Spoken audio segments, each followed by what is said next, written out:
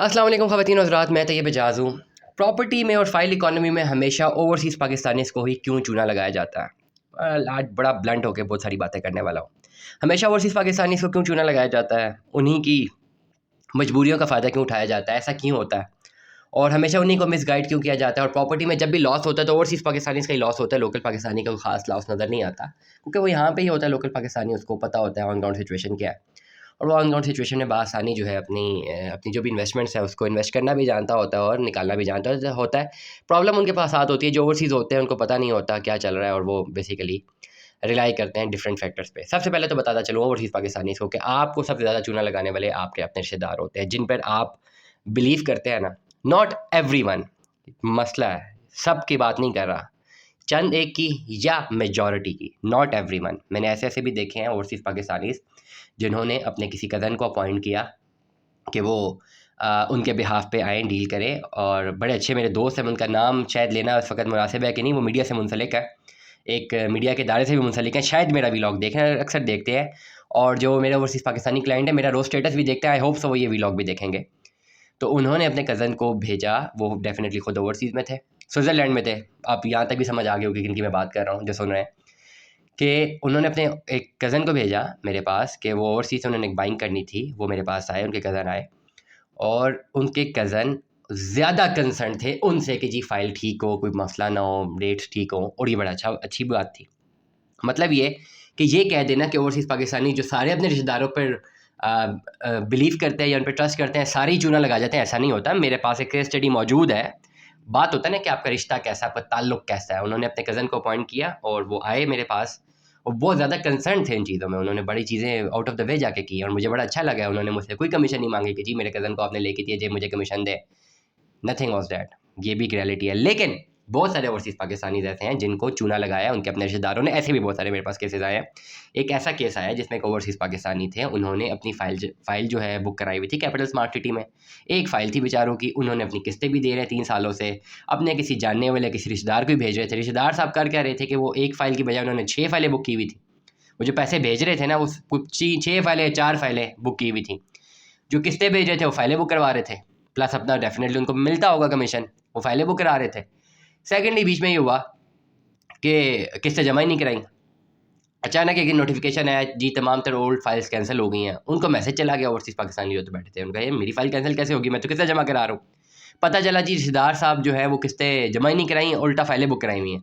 फ़ाइलें book कराई किसके नाम पे, सोने पे सुहागा, उन्हीं की वाइफ़ के नाम पे कराई हुई हैं। मतलब जो डॉक्यूमेंट्स उन्होंने अपने भेजे थे ना अपने रिश्तेदार को कि भाईजान ये कर देना ज़रा, वो उन्होंने उन्हीं के नाम पे ना, मतलब अपने रिश्तेदार ज़रा अच्छा सा चूना लगाते हैं as compared to any other. एक चीज़ बड़ी अच्छी बात बताऊँ ओवरसीज़ पाकिस्तानीज़ को, कि जब आप बाहर होते हैं ना और अगर आपकी यहाँ पे टसल चल रही है अपने रिश्तेदारों में, तो फिर उनके थ्रू आप काम नहीं करवाया करें।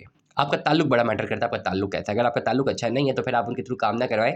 आप आउटसोर्स करें काम को, किसी भी प्रॉपर्टी मैनेजमेंट की कंपनी के साथ काम करें। एटलीस्ट कल को अगर आपके साथ सही काम नहीं करते, तो आप उनको खरी-खरी सुना भी सकते हैं, और उनको उनके साथ हर प्रोफ़ेशनल फ़ोरम पे हर प्रोफ़ेशनली हर चीज़ उनसे पूछ भी सकते हैं, वो आंसरेबल भी होंगे, और उनको काउंटर भी कर सकते हैं। इसीलिए सबसे बड़ा जो मसला होता है ओवरसीज़ पाकिस्तानीज़ का, वो इंतख़ाब होता है कि वो अपनी इन्वेस्टमेंट करने के लिए इंतख़ाब किसका कर रहे हैं। कैपिटल स्मार्ट सिटी में अगर आपने इन्वेस्टमेंट करनी है, अभी आ रही है उनकी इन्वेस्टमेंट्स, पहले भी इन्वेस्टमेंट्स हैं। डायरेक्टली तो आप डायरेक्ट हेड ऑफिस से इन्वेस्टमेंट नहीं कर सकते, क्योंकि डेफिनेटली आपकी जो बुकिंग्स करनी है आपको किसी न किसी अथॉराइज़ डीलर से करनी है। और कोई अथॉराइज़ डीलर कह भी रहा है कि जी मैं हेड ऑफिस से कर रहा हूँ, तो गलत कह रहा है ना। अथॉराइज़ डीलरशिप से होती है। आप चले जाओ उनके ऑफिस की बुकिंग कर दो, वो कहेंगे जी अथॉराइज़ डीलरशिप के पास जाएँ। ये तो मार्केट का एक प्रोरोगेटिव है ना। जितनी भी सोसाइटीज़ होती हैं वो खुद तो अपनी बुकिंग नहीं करवाती, वो अपने सेलिंग राइट्स जो हैं वो मार्केटिंग फर्म्स को देती हैं। इसी तरह बुकिंग होती है। तमाम तरह ओवरसीज़ पाकिस्तानी, जिस तरह मैं हमेशा कहता हूँ, उनको चूना क्यों लगता है? फ़र्स्ट ऑफ़ ऑल उनका जो इंतख़ाब होता है ना, वो गलत होता है।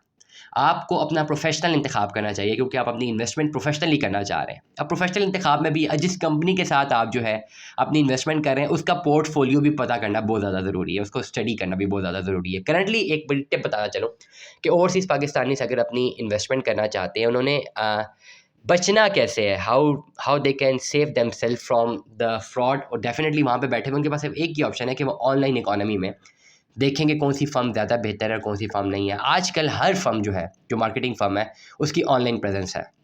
जिन फर्म्स की ऑनलाइन प्रेजेंस नहीं है, वो ऐसा-ऐसा मार्केट से निकल जाएँगी। जिस तरह बिल गेट्स ने भी कहा था दैट इन 2022 और 2023 those who will not switch their business to digital economy will get out from the business. वो बिज़नेस से निकल जाएँगे। आज जिसके पास व्हाट्सऐप नहीं है, वो बिज़नेस नहीं कर सकता। इसलिए तमाम तर रियल एस्टेट की फर्म्स उनकी मजबूरी बन चुकी हुई है कि वो अपनी एक ऑनलाइन एग्जिस्टेंस रखें।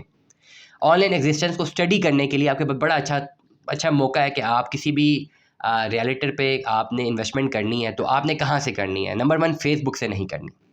अगर आपको फेसबुक पे कोई ऐड नज़र आता है तो वो पेड ऐड आपको नज़र आ रहा होता है, वहाँ से आप क्लिक करके वहाँ पे किसी भी नंबर पे राउट होते हैं, वो आपने इन्वेस्टमेंट नहीं करनी। उसने कुछ 4-5 हज़ार 10 हज़ार रुपये लगाया हुआ कैंपेन पे, आपको दिख गई आपने वो ख़रीद ली, ऐसा नहीं करना। सबसे बेस्ट जो एल्गोरिथम्स है वो यूट्यूब के हैं। जब भी आप यूट्यूब पे जाते हैं, आपने कोई भी प्रॉपर्टी कंसल्टेंट को XYZ एनीबडी को आपने लॉक करना है, आप उसका यूट्यूब चैनल देखें, उसका पूरा यूट्यूब चैनल को स्क्रॉल करें, उसकी पूरी हिस्ट्री देखें, उसके पूरे सब कुछ एवरीथिंग उसको देखें, उसके एड्रेसेस देखें, उसकी लोकेशन देखें। यहाँ पे आपको पता लगता है कि जी ये अथेंटिसिटी है या नहीं है। बहुत सारे लोग उनको चुना इसलिए लगता है क्योंकि वो फेसबुक से देखकर लीड जनरेट होती है और वहाँ पे वो फंस जाते हैं। यूट्यूब के एल्गोरिथम इतने ज़्यादा स्ट्रिक्ट हैं कि आपको नज़र ही वो आएगा जो कि ऑटोमेटिकली यूट्यूब पे अच्छा खासा पैसा खर्च करके उस पर अपने एल्गोरिथम बना रहा है, अपनी वीडियोस बना रहा है, उसको अपलोड कर रहा है, रोज़ाना की बुनियाद पर कर रहा है। मतलब उस पर्टिकुलर यूट्यूब चैनल को उसका ऑफिस आप कंसिडर कर सकते हैं। मतलब ये कि वो अथेंटिक है। किसी भी यूट्यूब चैनल जिसमें 2, 4, 5, 10 वीडियोज़ हैं, 40-50 वीडियोज़ हैं, वो अथेंटिक सोर्स नहीं है, क्योंकि उस पूरे जर्नी में सिर्फ 40-50 वीडियोस डाली हैं। मतलब उसकी यूट्यूब पे इतनी एग्जिस्टेंस नहीं है। और अगर आप उसको यूट्यूब से ही देख रहे हैं तो आपको कल को उसको अगर काउंटर करना पड़े या कोई प्रॉब्लम आपको जनरेट करनी पड़े तो शायद यूट्यूब फोरम से आप उस तक ना पहुंच सके। इसलिए आपको इंतखाब के लिए फेसबुक लीड्स पे नहीं जाना, यूट्यूब की तरफ ध्यान देना है। यूट्यूब के एल्गोरिथम बड़े स्ट्रिक्ट हैं, बड़े कॉम्प्लेक्स हैं और वही सस्टेन कर सकता है जो जेन्युइनली प्राइमरीली ये काम करे और सस्टेनेबली करे। यूट्यूब की एक अच्छी एसईओ की बात यह है कि वो आपको वीडियोस दिखाता ही वो है जो कि ऑलरेडी रोज़ाना की बुनियाद पर यूट्यूब से इंगेज होते हैं। जो एक आध वीडियो बना के भूल जाते हैं 2-2 हफ्ते तक, तो वो आपकी वीडियोस उनको आपको वो वीडियोस नज़र भी नहीं आती हैं। इसलिए if you have to lock your आपने आपको अपने इन्वेस्टमेंट करते हुए अब आपको आपने नुकसान से बचाना है तो फ़र्स्ट ऑफ़ ऑल आपने रिश्तेदारों पे नहीं रिलाई करना। नंबर 1 बहुत ज़्यादा ज़रूरी है। नंबर 2, आपने प्रोफेशनल इंतखाब करना है। प्रोफेशनल इंतखाब आपको एक प्रोफेशनल कंपनी हायर करनी है जिसको आपने पे करना है कि वो आपको सर्विसेज देती है। That is the point. जहाँ पे आप अपनी पेमेंट्स को नीचे करते हैं और आप कहते हैं यार तुम डीलर हो, तुम छोड़ो ना कमीशन, तुम क्यों लेते हो, मेरे से तुम्हारा तुमसे ताल्लुक बन गया है। तो वो बेचारा उसने कहीं ना कहीं से तो निकालने हैं ना, तो वो फिर आपको एक गलत चीज़ दे देता है। अक्सर लोग नहीं भी देते, लेकिन कुछ लोग होते हैं जो कहीं ना कहीं तो उसने भी पूरा करना ही है ना आपसे, तो आपका जो हक बनता है आप उसको वो दें। प्रोफेशनल इंतखाब करें। हंड कैसे करना है मैंने आपको बताया, यूट्यूब से करना है, फेसबुक पे आपने नहीं जाना। नंबर 3, सबसे इम्पॉर्टेंट बढ़कर ये है कि जब आप किसी प्रोफेशनल इंस्टीट्यूशन के साथ काम करते हैं तो आने वाले टाइम पे आप उसको लीगली सू भी कर सकते हैं। डेफिनेटली ऑनलाइन दौर है तो आफ्टर साइबर क्राइम एक्ट जितनी भी कन्वर्सेशन हैं, जितनी भी एविडेंसेस हैं, वो अब एविडेंस बन चुके हैं ना। उसको आप, मैं एक लॉन्गर रन की बात कर रहा हूँ, अल्लाह ना करे ऐसे के मामला आता है, किसी के साथ भी हैं, किसी के साथ फ्रॉड ना हो, लेकिन मैं बता रहा हूँ। प्लस आपके पास एक लीगल जो है उसका प्रोगेटिव है, एक लीगल आपके पास है, एक शील्ड बनी हुई है जिसमें आप आफ्टर ऑल जाके इसको कनेक्ट कर सकते हैं। नंबर 2, आप प्रोफेशनल अगर किसी को आप हायर करते हैं तो अगर आपके मयार के मुताबिक काम नहीं होता तो आप उसको प्रॉपर्ली सू कर सकते हैं। अपने रिश्तेदार को तो आप कुछ नहीं कह सकते ना, तो आपको गोली दे देगा। प्रोफेशनली जब आपके साथ कुछ गलत होता है तो प्रोफेशनली उसको प्रोफेशनल टोन में जाके हिट करते हैं। नंबर 2। नंबर 3, वो जो इंस्टीट्यूशन होता है या कोई भी ऐसी फर्म होती है जो कंसिस्टेंटली काम कर रही है तो उसको अपने इमेज की बहुत ज़्यादा ज़रूरत होती है। वो अपनी ब्रांड बिल्डिंग करते रहते हैं, इसलिए उनकी भी कोशिश ये होती है कि किसी के साथ कोई फ्रॉड ना हो, कि उनका फोकस होता है कि उनका बिजनेस जनरेट हो, ग्रो। अगर फ्रॉड करते हैं तो बिजनेस उनका डाउन हो जाएगा। तो इसलिए 3 चीज़ें जो आपने एनालाइज करनी है और अपने आप को फ्रॉड से बचाना है। तमाम तरह ओवरसीज़ पाकिस्तानी अपनी इन्वेस्टमेंट जब भी करते हैं आपने इन 4 चीज़ों को मद्देनज़र रखते हुए सबसे पहले एक इंतखाब करना है कि आप किसको लॉक कर रहे हैं। जब आप इंतखाब कर जाते हैं, मैं किसी की अपनी बात नहीं करूँगा, मैं किसी की भी बात नहीं करूँगा, मैं किसी चैनल की अच्छी और बुराई की बात नहीं करूँगा। मैंने आपको फिंगर टिप्स बता दिए हैं, आपने क्या स्टडी करनी है। Make your own study. तमाम तरह ओवरसीज़ पाकिस्तानी माशाल्लाह अल्हम्दुलिल्लाह बहुत पढ़े लिखे हैं, दे कैन, और ऑनलाइन इकोनॉमी को समझते हैं, यूट्यूब ऑलगोस को भी समझते हैं। तो आप तमाम तरह लोग पहले अपनी स्टडी करें। After you study then you lock your real estate advisor. फिर उसके साथ आप प्रॉपर काम करें और रिलेशनशिप बिल्डिंग की तरफ जाएँ। उसे कहें आप, मैं इन्वेस्टमेंट कर रहा हूँ, ये सिर्फ इन्वेस्टमेंट ये नहीं होगी, जब तक मेरा जर्नी क्लियर नहीं हो जाता आपने मेरे साथ रहना है। You will be there as my advisor. चाहे इसके आप मुझसे पैसे लें, चाहे आप अपनी बेशक $2 फीस चार्ज कर लें, $1 फीस चार्ज कर लें आप फीस चार्ज, लेकिन आपने इस जर्नी में मेरे साथ रहना है और तब तक रहना है जब तक मुझे प्रॉपर्टी डिलीवर नहीं हो जाती। इस तरह का जब आप एक जर्नी अपनाते हैं तो आपकी इन्वेस्टमेंट ज़ाया नहीं होती हैं।